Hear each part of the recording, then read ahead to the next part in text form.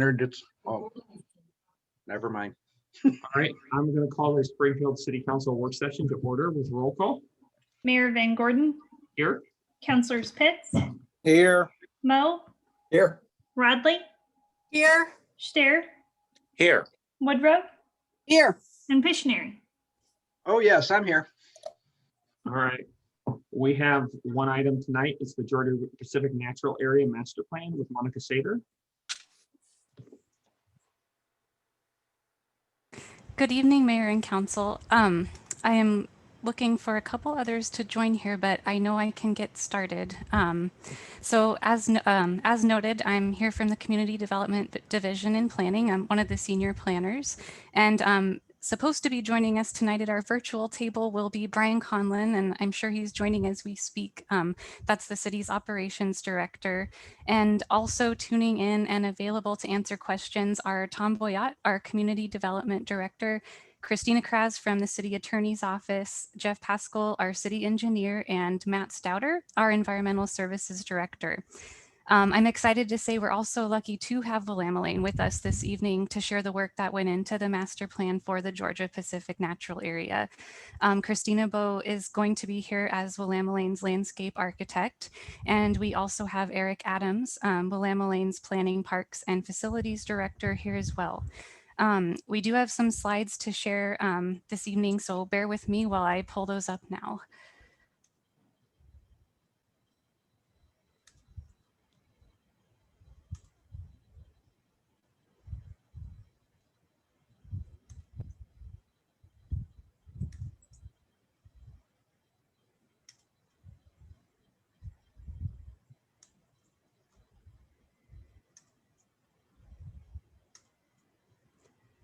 Okay, can everybody see the slide? Thank you. So based on who is with us, it's clear that managing and planning for the Georgia Pacific Natural Area is a collaborative effort. One piece which involves the master plan that we would really like your input on this evening. Before we get started on our discussion, we'll give an overview of what's in the plan since there is a lot in the document and what this means for the city's work. And we're aiming for at least 1/2 of the time tonight to be about hearing your feedback. So the orange you see on the screen here is the area we are talking about. Visitors can access the natural area from the trailhead and parking area at Jasper Road off of South 32nd Street. And non-motorized options can also come from Clearwater Park, from the Millrace Path to the west, and from the Middle Fork Path to the south. And before the paths opened up access, which started about 10 years ago, this property was closed off to the public. Most of it has just been brought into the urban growth boundary, but is not yet in city limits. Since 1994, the city has actually co-owned the property with Willamelaine and the Springfield Utility Board. Around the time we purchased the property, us Team Springfield partners put an intergovernmental agreement together. The agreement is in need of updates to reflect each owner's interests, but one action item the agreement does call for that remains unchanged is the need for a master plan. Both Willamelaine's and the city's long-range planning frameworks call for the master plan project, but I should clarify that this current effort to get the master plan in place is not one that involves a formal land use action. Examples of those would be adopting a neighborhood refinement plan or changing the zoning of a property. Instead, the master plan work is on Willamelaine's capital improvement program list. So this means there are no official criteria we need to meet when considering whether to support the master plan. Having the chance to give Willamelaine our comments is really just an opportunity for feedback as co-owners. I would also think about the plan as a big picture vision with a set of actions to make it a reality over several years, up to 20 years actually. And while I don't know if Christina made it on yet, she does have more to share on what the vision looks like. I am here. Thank you, Monica. Can you hear me okay? Yep. Yes, okay, I'm getting nods. That's a good sign. Had some trouble getting in. So I wanted to start, thanks for having me tonight. I wanted to start by providing some images of what the site currently looks like. So you can consider this your virtual tour of Georgia Pacific Natural Area, which unfortunately is as good as we can provide you tonight. But Georgia Pacific area is designated as a natural area park in our comprehensive plan. So natural area parks serve the entire community and they allow for some recreational improvements to happen as long as they don't conflict with the natural resource priorities of the site. So those natural resource priorities are more predominant in our natural area parks. The process used to develop this plan included about a year of research and outreach and incorporated 2 public surveys, a virtual public meeting that collected feedback from over 300 residents. Outreach was also targeted and collected at Agnes Stewart Middle School, where we collected over 100 student surveys. And their property is located just northwest of the site. And it also included outreach to subject matter experts, as well as several meetings with ownership partners to review findings and some of the proposed actions. So overall, the plan includes an assessment of the opportunities and constraints for both natural resources and recreation at the site. And then from those opportunities and constraints, we propose a list of actions for protecting and enhancing habitat, and then secondarily, actions for recreational improvements. So the document closes with an implementation section that identifies short, medium, and long-range goals for each of the recommendations over a 20-year timeframe, as Monica mentioned. And because we don't have funds currently identified for this work, it also includes a list of funding strategies and partnership opportunities to assist with those next steps. So in the interest of time, I'm going to just do a quick overview of some of the key recommendations from the plan.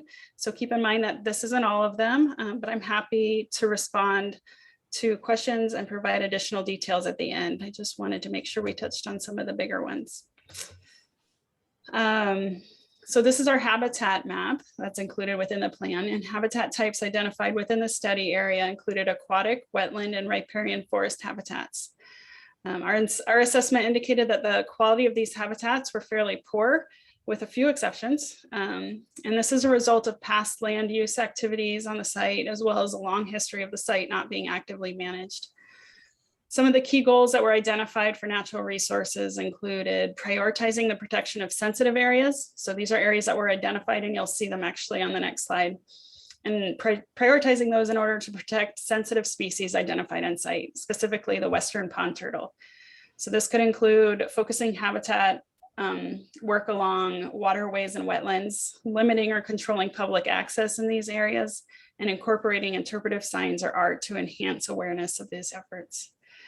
Another goal is to maintain habitat identified to be in good quality and keep it in good quality, and then focus on working outwards from those areas to improve the habitat of surrounding areas. And lastly, to utilize partners to implement work, including the City of Springfield and SUB, as well as outside partners such as Agnes Stewart Middle School students and local watershed councils, many of whom we've already engaged with or are currently engaging with. This is our desired future conditions of the site. That is a direct outcome of the outreach and research that I mentioned previously. And just a side note, this is included in attachment 2 of your packet. I think it's page 10, in case that's easier for you to see there. On this diagram, you can see areas that I mentioned as sensitive habitat. These are shown in yellow. And again, these will require special consideration and planning for any proposed recreational improvement. And it will also be prioritized habitat restoration in these areas. The numbers on the diagram correlate with the direct descriptions on the right side of the diagram, and additional information is provided there on each of those. So some of the key ones I'll highlight. One of the big things is additional access to the Middle Fork and Millrace Pass systems. This is something that was in strong demand from the public during our outreach, and it's also identified in other regional planning documents, including Willamette Lane's comprehensive plan and the Rivers to Ridges plans. And opportunities for new access points are specifically identified in this plan document at South 39th Street. So you see that as number 10 on the diagram. And from the western edge of Clearwater Park, which is number 13 on the diagram. Each of these new access points come with concerns from adjacent neighbors. So the plan notes that additional feasibility and neighborhood outreach would be necessary before moving forward with actually building those. Another goal is an expanded trail system. So the paved multi-use paths that you see in solid yellow lines, that's Middle Fork and Millrace paths. would stay the same, but an expanded network of unpaved trails would be added. Those are the brown dash lines. The longer brown dash lines show narrower trails that would be proposed for runners and equestrian use, assuming that that use continues into the future. And then the shorter dash lines are a wider half-mile nature trail circling the pond for pedestrian use only, and this would be an accessible route. This nature trail would include boardwalks, art, and interpretive panels. And then the last thing I'll just highlight here before moving on is that the increased access to there was a priority for increased access to water views. And this would be achieved by increasing access to the Willamette River. And you can see 2 points where that's being mentioned at 9 and 12, and also 2 overlooks, one at Jasper Slough and one at the pond. So generally speaking, as far as implementation goes, lower cost improvements, such as gradual trail construction, some benches, or access to the Willamette River, along with some habitat improvement, will be easier to implement and will likely happen first and is prioritized for shorter range implementation. Larger, more cost-involved items such as the overlooks and the boardwalk system are longer priority items, which is 7+ years, or as funding allows. So overall, the implementation of the proposed work is directly tied to the availability of funds, as well as the need for some additional research in some of the instances. So as you can see, there are many interests to balance and many perspectives that need to be accounted for. With this understanding, there is a need to respect the property as a natural area, and several city staff have been involved so far, including operations, environmental services, engineering, planning, and the city attorney's office. And Brian Conlon in operations was even able to connect with his predecessor, Ed Black, for some valuable institutional knowledge gained in years past about the property. We've all really appreciated Willamette Lane's work so far. So the key city interests that staff kept in mind when reviewing all that there is to unpack in the master plan document include water resources, whether this means making sure flow levels are adequate, as was the city's original interest back in the 1990s when we purchased the property. Whether it means keeping our water clean when focusing on water quality goals and state and federal requirements such as permits, or whether it means protecting and even enhancing wetlands within the property. Respecting water dynamics is an essential consideration of the master plan.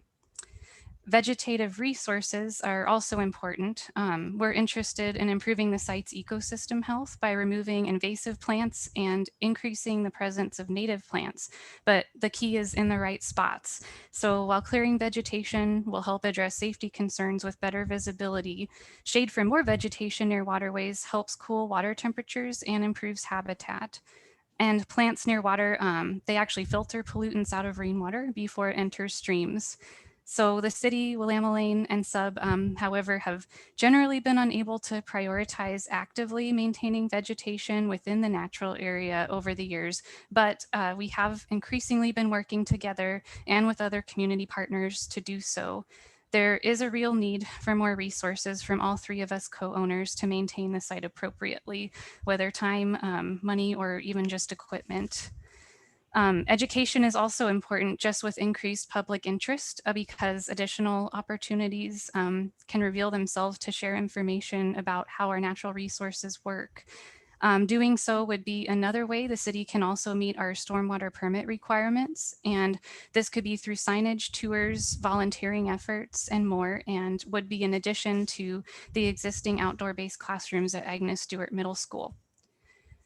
Public access is also another interest, and feasibility studies and agreements would need to occur before anything is finalized, as Christina mentioned earlier. We are staying aware of what our community members have expressed so far and are aware of what future access might mean just for increased use of public rights-of-way on city property. But I will note that South 39th and the segment of Clearwater Lane touching Clearwater Park are county roads. Last but not least, equestrian use. If the use continues, solutions for accommodating it include addressing safety with signage and thoughtful trail design, keeping surfaces clean and undamaged by collaborating with equestrian users on maintenance, and addressing environmental issues by monitoring for bacteria in waterways. The proposed extension of the pilot through the end of 2021 is on this evening's regular session agenda. The draft master plan in your packet reflects this feedback city staff had on the first draft and reflects Springfield Utility Board's feedback. Springfield Utility Board and staff, the board included, indicated their support for the plan last month, including though that they would like their interests accounted for before Willamette Lane implements the plan. And Eric or I would be happy to elaborate on those later if you have questions. And we just really hope we covered the needed considerations when thinking about how the property could evolve, both in being proactive about issues and in identifying good opportunities, but we could be missing something. So we would like to get your input before coming back to regular session later this year for a resolution to adopt the master plan. And keeping this in mind, the two primary questions we have for you this evening are: one, is the master plan in attachment 3 ready for council approval in fall 2021, or are revisions needed first? If helpful, we have additional questions to guide discussion on this, generally including whether the draft's framing of opportunities, its goals, and its implementation actions make sense, whether timing of priorities is logical, and even for that matter, what council likes about the master plan you might want to see more of and might even be excited about as we head into summer. And the second is, does council have an interest in participating in future efforts to create a new name for the property? Participation could mean contributing name ideas, ranking ideas generated by others during the outreach process, or other guidance. Willamette Lane welcomes any level of involvement council suggests. And what we do know now, though a lot of the process is undetermined, is Willamette Lane will collaborate with local tribal nations to understand what their interests are in naming the property and more, which could influence things. So with that, I'd like to open up the rest of our time to your comments and any questions you have for us. Thank you. All right, are there, Corey? I have comments and questions. First of all, I love this area, and this is one of the areas that I walk a lot and spend time in. So one of the things I really like is I like the addition of an accessible trail around the other side of that pond. So I liked seeing that in there. And you mentioned it at the very end. So my one comment about the naming was going to be to prioritize any local tribes and indigenous naming of the area as opposed to us naming it. And then my question, and this is a bit just me digging into some of the feedback that I've heard, and I'm sure other councils have heard, for the possible new access up 39th, what does the parking look like in that area? Because I know what the parking looks like in the Jasper Road area, and it has like a restroom and all that. So I don't know what the plan is for that access over there. I think Christina could answer that better than I. It's very high level conceptual. I'm not sure we're there yet, so I could use her help. Yeah, I'm glad you asked for clarification on that, because I think there is a little confusion around what the proposed new access point. So the 39th Street access point in particular is called out in the plan with a priority of developing a pedestrian access point. So that would include a sign and a new trail that would lead residents directly in that adjacent neighborhood into the natural area. So when our initial analysis, and again, we need to do some more thorough feasibility, shows those residents are approximately a mile from the Jasper Road trailhead, and then would need to travel further down to get to within the natural area itself and the new trail system. That new trail access points provides access between 1/10 of a mile to 1/4 of a mile for most residents in that area without having to go up to Jasper Road, which is a busy road. So it's really focusing as a pedestrian access point. If equestrian access was needed in the future, and we were looking at different spots for equestrian access, we might look at parking improvements. But for that region in particular, the parking is served from the Jasper Road trailhead as an access point for vehicle use. And it would just be for pedestrian access at 39th Street. Can I ask one little follow-up piece before y'all think I'm just hogging all the time? So it sounds like some of the concern that we're hearing from folks in the area is about outside people coming and trampling around the things, which is a thing that people are always concerned about whenever something happens in their neighborhood. But it sounds like what you're saying is that this is at least the conception is around providing access, particularly for residents, and that mostly folks who didn't live in that area, like me, I generally go and park at that parking space there and then walk in that way. And I know y'all mentioned that there was planning to be more outreach for the neighbors in that area so that maybe they would have some better understanding about that. So I just want to say, am I hearing that right? That it's by being pedestrian only, the idea is that it's to provide access from those neighborhoods in there as opposed to folks coming from outside and accessing the trail there. Yes, so that would be the ideal. I see Christina has her hand up too. But I'll just chime in really quick. Obviously, providing access into also provides enhanced access out of the park and natural area. So that would be where we would need to carefully coordinate with neighbors and find out what the specific issues are, and are they things that we can resolve through design, and how we go about that project. Sometimes there's easy things like fencing or the way signage and road improvements are done, and we can come up with agreements on how to implement that improves that situation and the neighbors are more satisfied. But again, we didn't quite get to that next level of conversation. So go ahead, Christina, if you want to chime in. Yeah, I just wanted to make sure that the council is aware that the property that connects 39th to the natural area that was not shaded in that drawing is owned solely by the city. It is not a jointly owned property. So any arrangement for access off of 39 would have to involve not only city staff, but a council decision at some point, whether that's an easement or improvements to the property that would come before the council before any final decision is made and anything is built. So in addition to extensive, more work that would be done to implement the master plan, there's a council decision as the sole landowner for that aspect of it as well. All right, great. I'm waving my hand. Marilee? Yes, to follow up on what Corey said, because I had the same concerns, especially from hearing from some of the concerns that came through emails and statements today, is how does that, in looking at the access and how and understanding the necessity of the communication to those people and explanation of what you're looking at, but also involving council decision and input, how does that affect our decision tonight in approving the master plan? The master plan document on several pages identifies the access as maybe. So there's a framework there that we are not necessarily committed to at this point. And then that attachment 2 would I think say that same thing just in that call out. Okay, so that would assure those people that there's a lot more work to be done prior to any kind of commitment to access, and that our approval tonight does not reflect a commitment because it's still being investigated. That's correct. And also to clarify, we're not needing approval tonight. If for some reason we end this with we want to talk more about it, we can do another work session, but the goal would be to eventually approve it, so we can do more as needed as well. I understand. Thank you. Damien?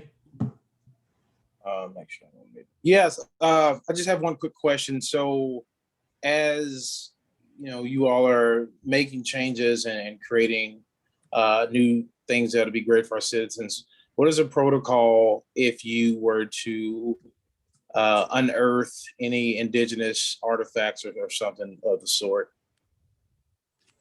The State Historic Preservation Office gets involved, and the last experience I've had is we would notify them and stop work, but I know that Christina, and I know he's not here, but our natural resources expert at Willamette talked about that in the plan, so I'm not sure if there's any more you want to add, Christina. I think you kind of nailed it, Monica. That is when any new improvement goes in, you're mandated to stop work if anything was unearthed. we can do some preliminary research too, and we have already, to see if we can identify if there's anything already significant located in that area.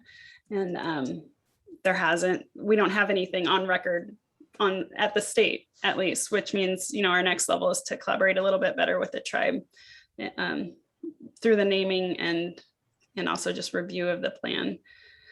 So if the tribe has anything that they would like to include on that and notify us about, we would hear from them hopefully as well.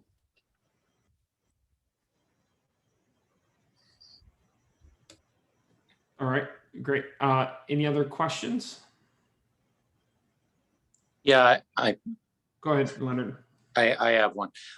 This is on a bit of a tangent, but the last time I was at Clearwater Park, it looked like there were the beginnings of a trail eastbound out of Clearwater. And I just wanted to see if we owned the land directly east on the river from Clearwater Park. I can follow up on that. I'm not sure. Okay. I know I'm- Willamette Lane owns Clearwater outright, but I don't need an answer tonight. It would just be great to be able to extend the trail eastward. thank you. Christina might have something in the works. I see her. Yeah, I'll just chime in. That is identified as a goal within our comprehensive plan to extend that trail network eastward. But there is no official trail being constructed right now. That's probably an unofficial trail that you've noticed. We have a lot of those too. Yep. Yeah, that was the one I was using. There's a lot of private lands east of there, isn't there, Christina? And also the old site of the bow range that was used to be used. Yeah, there is a lot of private land. And so they're probably, that's something that's a long-term goal for us, whether it be along the river, or if it has to come off the river to achieve some of it on the road or whatever it is. Right. I'm probably lucky to be here tonight. I could have been arrested for trespassing, I'm sure. The night's still young. Yeah. All right. Other questions, can- Christina? Can answer that really quickly. The adjacent tax lot to the east is privately owned and it is outside the urban growth boundary from the Clearwater Park. So Willamette Lane's property does extend a little east of the parking lot, but the next property over is not owned by a public entity and it's outside of the urban growth boundary. You can still have trail systems that go outside the urban growth boundary, but it's a different planning jurisdiction. Would work with the county as opposed to the city. Yeah. All right. I don't see in Brian. Yeah, jump in. I'd like to really call out Monica for the great work she's done working with Christina Bowe and Eric Adams on this. And it really has felt like a collaboration. I think if you go back years, and as Monica mentioned early on, I'd met with Ed Black, who was very passionate about this, and some of the city councilors can remember. And he was very excited that a lot of the work that Willamette Lane has done aligns with what the vision, was many, many years ago. And it's sort of coming into a plan document that's going to guide us into the future. I think operationally, one of the things for us was we were always concerned with ensuring quantity of water and quality of water, of course. And it's gone beyond that to where the vegetative area and some of our responsibilities, this will actually help us out from being a liability more towards a resource. So, and that, a resource that, of course, a lot of people have the opportunity to use. So great job, Monica. She pulled together a bunch in a short time period, working with Christina Kras as well. Joe. thank you. Thank you. Just wanted to quickly mention, I have always been a proponent of public access to our waterways as people reaching back towards the Riverbend Hospital and guaranteeing public access to the river, even though that's private land, et cetera.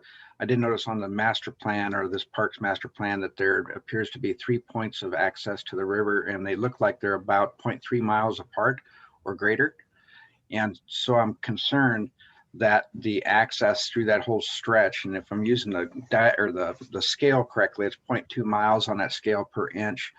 And if I'm using that scale correctly, that's about a 3-mile stretch through there, or 2.5-mile stretch through there. And seems like that's a small amount of river access. And I'm wondering if there is, if it's possible to add more access points to the river, especially where you look at the apex of that elbow, to that northernmost elbow towards the middle of the park, where you see a small gravel bar, appearance of a gravel bar. And I think that may have been your first picture on your presentation on the bottom left corner that has that area. And I'm just wanted to make sure that that's still, I just can't overemphasize the access and river points, and to include the fisheries and the fishermen.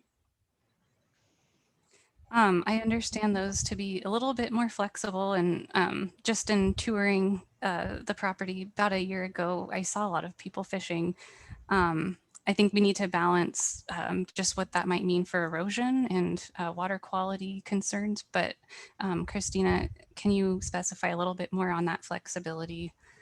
Yeah, our two primary goals with locating new river access points were safety. So looking for areas where the water's not moving fast. We have some dangerous flows that are right against the edge of the property there. So we want to protect people from accessing at those points and direct them to areas where the water's moving a little more slowly. And the other is having a nice gravel access beach, or the slope, basically. So there's a lot of riprap armored bank along even though we have 1.5 miles of riverfront along the Georgia Pacific natural area, a lot of it is armored, and that's not really a safe access point for the public either. So the two spots we identified both have potential, and we're actually proposing to do one first and see how it goes. See if we can actually control access, or if we see unintended uses, and kind of monitor it to help inform how we would develop that second point of access. But we certainly did hear that from the public as a strong desire to increase that access to the river. So yeah, it's just really important to a lot of folks, and I just wanted to bring it up. I appreciate you guys keeping that up on top of your radar. Yeah, certainly. All right. And then the only comment I had is I would love one of us to be involved with the naming project. You know, it would make sense, you know, either that it's Leonard or Marilee, given where it is, and we can sort that out later. But I would love for a counselor to be involved, especially since it's in their ward, well, or near their ward. Not all of this is in the city. Unless there's anything else, then I'm going to adjourn us, and we will see you in the CETA meeting room 4 minutes ago. All right, we are adjourned. Thank you so much.